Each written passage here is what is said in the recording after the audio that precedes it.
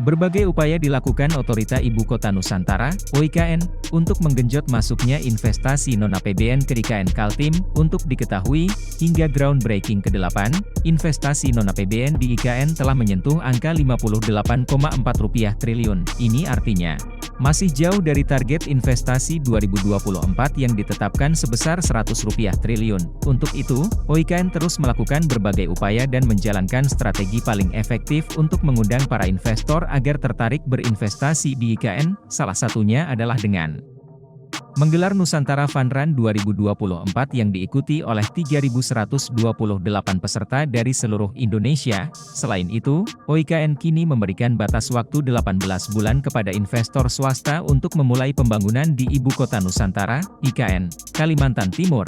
Sejak perjanjian kerjasama, PKS, ditandatangani dan berlaku secara efektif, batas waktu ini diberlakukan dengan tujuan untuk menjaga kredibilitas dan keberlangsungan investasi di IKN. Selain itu, juga untuk memastikan lahan yang dialokasikan untuk investasi benar-benar digunakan sesuai dengan perencanaan pembangunan. Ketua Satgas Pelaksanaan Pembangunan Infrastruktur dan PLT Deputi Bidang Sarana dan Prasarana OIKN Danis Hidayat Sumadilaga menekankan, jika dalam kurun waktu 18 bulan tersebut pembangunan belum dimulai, akan dilakukan pengingat secara resmi kepada pihak terkait sebagai langkah awal. Ini bertujuan untuk mendorong kepatuhan dan menghindari penelantaran lahan, tegas Danis kepada Kompas.com, Jumat, 15 November 2024. Namun, jika dalam kurun waktu 5 tahun sejak tanggal efektif PKS berlaku, investor tidak mampu mencapai setidaknya 50% dari progres pembangunan yang direncanakan, hal ini akan dianggap sebagai peristiwa penelantaran dan cedera janji yang tidak dapat dipulihkan. Kondisi tersebut berpotensi mengakibatkan pencabutan hak alokasi lahan yang telah diberikan.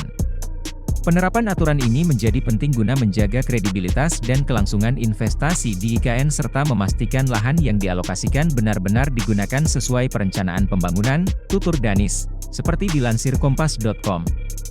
Ketentuan ini mengikat para investor untuk memegang komitmen sesuai dengan PKS yang telah disepakati. Dalam mendukung realisasi pembangunan sesuai rencana, Danis menambahkan, kesepakatan ini telah tercantum dalam PKS, bahwa investor diwajibkan untuk memulai pembangunan dalam jangka waktu 18 bulan sejak tanggal efektif perjanjian, sebagaimana diatur dalam lampiran perjanjian tersebut.